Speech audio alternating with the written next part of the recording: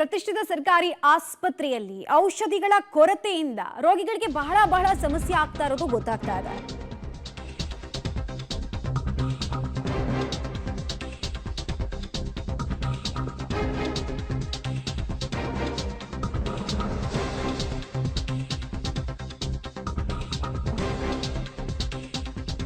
ಔಷಧಿ ಹಾಗೂ ಮಾತ್ರೆ ಇಲ್ಲದೆ ರೋಗಿಗಳ ಪರದಾಟ ಮುಂದುವರಿತಾ ಇದೆ.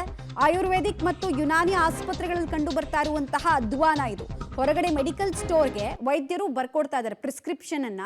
ಒಳಗಡೆ ಇರುವಂತಹ ಔಷಧಾಲಯಕ್ಕೆ ಹೋದ್ರೆ ಅಲ್ಲಿ ಯಾವುದೇ ರೀತಿ ಔಷಧಿ ಇಲ್ಲ ಅನ್ನುವಂತಹ ಉತ್ತರ, ರೆಡಿಮೇಡ್ ಉತ್ತರ ಸಿಗ್ತಾ ಇದೆ. ಕೇಳಿದ್ರೆ ಆಚೆ ಹೋಗಿ ತಗೊಳ್ಳಿ, ಪರ್ಚೇಸ್ ಮಾಡಿ ಅಂತ ಹೇಳ್ತಿದ್ರೆ. ಸರ್ಕಾರಿ ಆಸ್ಪತ್ರೆಗೆ ಯಾಕೆ ಬರ್ತಾರೆ? ಪ್ರೈವೇಟ್ ಹಾಸ್ಪಿಟ್ಲಲ್ಲಿ ಕೊಡುವಂತಹ ಪ್ರಿಸ್ಕ್ರಿಪ್ಷನ್ನು ಬಿಲ್ಲು ಪೇ ಮಾಡೋಕ್ಕಾಗಲ್ಲ, ಅಫೋರ್ಡ್ ಮಾಡೋಕ್ಕಾಗಲ್ಲ ಅಂತ ಇಲ್ಲಿಗೆ ಬರ್ತಾರೆ. ಇಲ್ಲೂ ಕೂಡ ಅದೇ ಗೋಳಾದರೆ ಮತ್ತೆ ನಾವು ಎಲ್ಲಿಗೆ ಹೋಗಬೇಕು?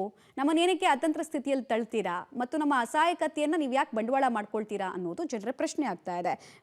ಇದೇ ವಿಚಾರಕ್ಕೆ ಸಂಬಂಧಪಟ್ಟಂತೆ ಡೀಟೇಲ್ಡ್ ರಿಪೋರ್ಟ್ ಇದೆ ಹಾಗೂ ಸಂಬಂಧಪಟ್ಟಂತಹ ಅಧಿಕಾರಿಗಳು ಹಾಗೂ ಇಲಾಖೆ ಯಾಕೆ ಮೌನ ವಹಿಸಿದೆ ಅನ್ನೋದನ್ನ ಕೂಡ ನಿಮ್ಮ ಪಬ್ಲಿಕ್ ಟಿವಿ ಪ್ರಶ್ನೆ ಮಾಡ್ತಾ ಇದೆ. ಬನ್ನಿ ಫಸ್ಟ್ ಪ್ಯಾಕೇಜ್ ನೋಡ್ಕೊಂಡು ಬರೋಣ. ಪ್ರತಿಷ್ಠಿತ ಸರ್ಕಾರಿ ಆಸ್ಪತ್ರೆಯಲ್ಲಿ ಮೆಡಿಸಿನ್ ಕೊರತೆ, ಔಷಧಿ ಮಾತ್ರೆ ಇಲ್ಲದೆ ರೋಗಿಗಳ ಪರದಾಟ, ಹೊರಗಡೆ ಮೆಡಿಕಲ್ ಸ್ಟೋರಿಗೆ ಬರೆದು ಕೊಡ್ತಾ ಇರೋ ವೈದ್ಯರು.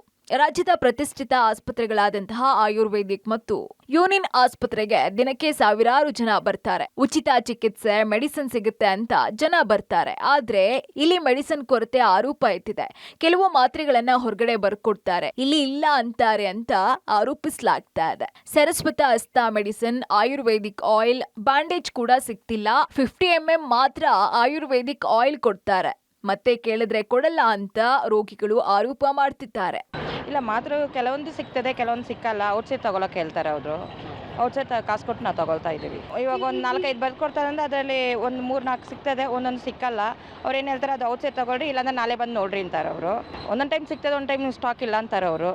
ಆಯಿಲ್ ಆಲ್ಮೋಸ್ಟ್ ಕಡಿಮೆ ಕೊಡ್ತಾರೆ. ಮುಂಚೆ ಜಾಸ್ತಿ ಇತ್ತು, ಇವಾಗ ಆಯಿಲ್ ಇದಾಗಿದೆ ಅಂದ್ಬಿಟ್ಟು 50 ml ಕೊಡ್ತಾರೆ. ಅದು ಫುಲ್ ಬಾಡಿ ಮಸಾಜ್ಗೆ ನಮ್ಗೆ ಸಾಕಾಗಲ್ಲ.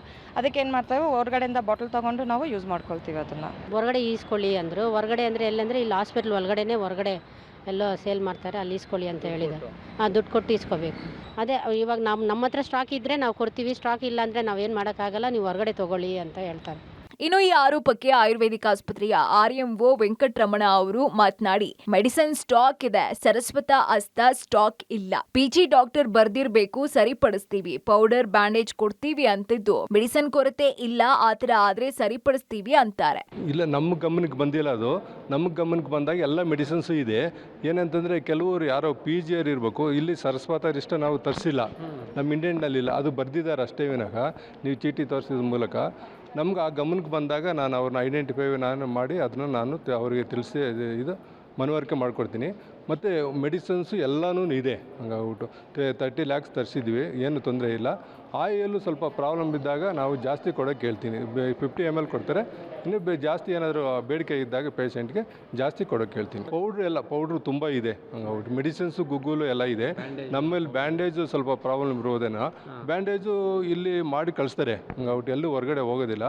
ಇಲ್ಲ ಸಪ್ಲೈ ಇರುತ್ತೆ. ಅವ್ರಿಗೆ ಗೊತ್ತಿಲ್ಲದಂಗೆನೇ ಯಾರೋ ಒಬ್ಬರು PG ಡಾಕ್ಟ್ರು ಮಾಡಿರ್ಬೋದು. ಅದು PG ಡಾಕ್ಟರ್ಗೆ ನಾನು ಮನವರಿಕೆ ಮಾಡಿಕೊಡ್ತೀನಿ. ಕೆಲವೊಂದು ಮೆಡಿಸಿನ್ ಕೊಡಲ್ಲ, ಹೊರಗಡೆ ತಗೊಳ್ಳಿ ಅಂತಾರೆ ಅಂತ ರೋಗಿಗಳು ಔಷಧಿ ಚೀಟಿಯನ್ನ ತೋರಿಸ್ತಾರೆ. ಆಸ್ಪತ್ರೆ RMO ಸಮಸ್ಯೆ ಇಲ್ಲ, ಸಣ್ಣ ತೊಂದರೆ ಆದ್ರೆ ಸರಿಪಡಿಸ್ಕೊಳ್ತೀವಿ ಅಂತಾರೆ. ಕೂಡಲೇ ಆರೋಗ್ಯ ಇಲಾಖೆ ಎಚ್ಚೆತ್ತು ಮೆಡಿಸಿನ್ ಕೊರತೆ ಬಗ್ಗೆ ಪರಿಶೀಲನೆ ಮಾಡುತ್ತಾ ಅಂತ ಕಾದು ನೋಡಬೇಕಾಗಿದೆ. ಲೋಕೇಶ್ ಕೊಡ್ಗಾದಲ, ಪಬ್ಲಿಕ್ ಟಿವಿ, ಬೆಂಗಳೂರು.